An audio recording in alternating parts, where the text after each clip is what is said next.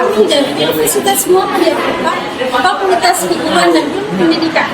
Studi pendidikan di sekolah dasar, kami dari kelompok kelas D.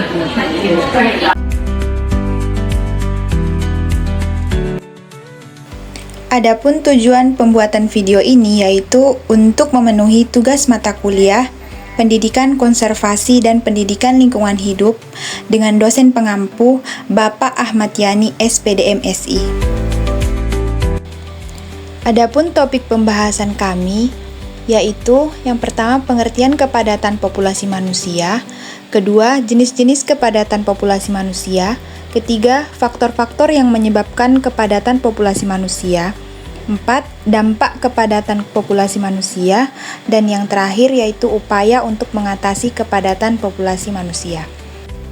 Sebelum masuk ke pembahasan, izinkan saya untuk memperkenalkan anggota kelompok kami, yaitu saya sendiri Rinanti, Hidayanti Abu Bakar, Siti Khadijah Kadir, Safira Wiyetade, Apriana BT, Amerina Marsendaleko, dan Ferninda Lasa.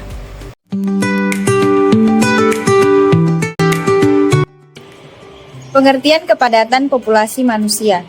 Kepadatan populasi manusia adalah perbandingan jumlah individu yang tinggal di suatu wilayah dengan luas wilayah tersebut. Secara umum, kepadatan populasi manusia diukur dalam satuan jiwa per kilometer persegi atau satuan luas lainnya. Konsep ini digunakan untuk memahami distribusi penduduk di suatu daerah, baik dalam konteks geografis, sosial, maupun ekonomi. Adapun jenis-jenis kepadatan populasi manusia. Yang pertama, kepadatan penduduk kasar, yaitu menunjukkan banyaknya jumlah penduduk untuk setiap kilometer persegi luas wilayah, tanpa mempertimbangkan jenis lahan atau penggunaan lahan. Yang kedua, kepadatan fisiologis, yaitu banyaknya penduduk untuk setiap kilometer persegi wilayah lahan yang ditanami. Adapun jenis-jenis kepadatan populasi manusia, yaitu kepadatan agraris, yaitu banyaknya penduduk petani untuk setiap kilometer persegi wilayah lahan yang ditanami. Selanjutnya, kepadatan penduduk ekonomi, yaitu mengukur jumlah penduduk berdasarkan kemampuan ekonomi wilayah tersebut. Ini bisa mencakup faktor-faktor seperti infrastruktur dan kesempatan kerja yang tersedia di area tersebut. Ya baik, yang selanjutnya yaitu faktor-faktor yang menyebabkan kepadatan populasi manusia. Yang pertama yaitu kelahiran atau natalitas. Natalitas atau angka kelahiran adalah angka yang menunjukkan jumlah individu baru yang menyebabkan populasi bertambah per satuan waktu. Dengan demikian, meningkatnya natalitas merupakan faktor pendorong meningkatnya pertumbuhan populasi. Yang kedua yaitu moralitas atau angka kematian. Moralitas atau angka kematian adalah angka yang menunjukkan jumlah pengurangan individu per satuan waktu. Terjadinya kematian merupakan salah satu faktor utama untuk mengontrol suatu populasi. Yang ketiga yaitu imigrasi. Imigrasi merupakan sebuah peristiwa perpindahan suatu kelompok dari suatu daerah ke daerah lainnya. Banyak kasus, suatu kelompok berimigrasi untuk dapat mencari sumber cadangan makanan yang baru untuk menghindari kelangkaan yang terjadi karena kepadatan penduduk. Untuk selanjutnya, dampak kepadatan populasi manusia. Ada dampak positif. Yang pertama, berlimpahnya sumber daya manusia. Kedua, dapat meningkatkan produksi. Yang ketiga, meningkatkan solidaritas antar bangsa. Yang keempat, kesempatan berwirausaha menjadi lebih besar. Kelima, diversitas dan pertukaran budaya. Yang keenam, akses fasilitas umum.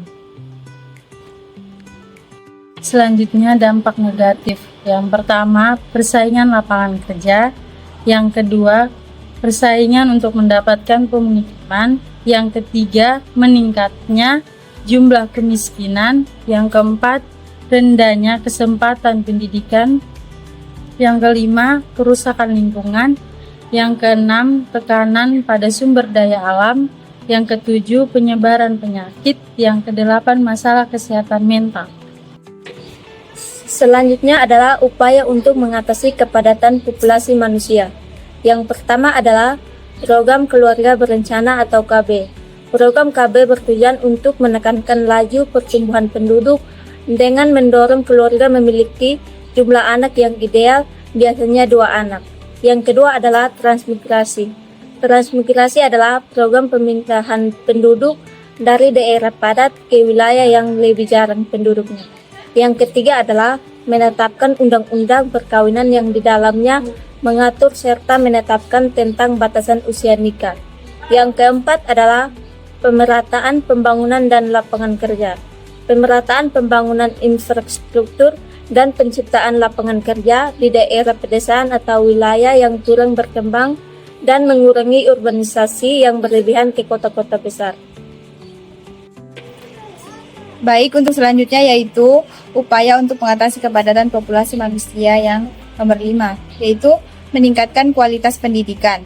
Pendidikan berkualitas membantu meningkatkan kesadaran masyarakat tentang dampak negatif kepadatan penduduk serta pentingnya pengendalian kelahiran. Kemudian, penyuluhan dan edukasi. Penyuluhan kepada masyarakat tentang dampak kepadatan penduduk dilakukan melalui kampanye kesadaran publik, pendidikan seksual, serta pelatihan tentang pengelolaan keluarga berencana. Selanjutnya yaitu pelestarian lingkungan. Kepadatan penduduk seringkali menyebabkan tekanan pada lingkungan. Oleh karena itu, pemerintah perlu menerapkan prinsip pembangunan berkelanjutan dengan mengelola limbah secara efektif. Yang terakhir yaitu desentralisasi pemerintahan. Desentralisasi pelayanan publik dapat membantu memindahkan fokus pembangunan dari kota besar ke daerah-daerah terpencil atau kurang berkembang.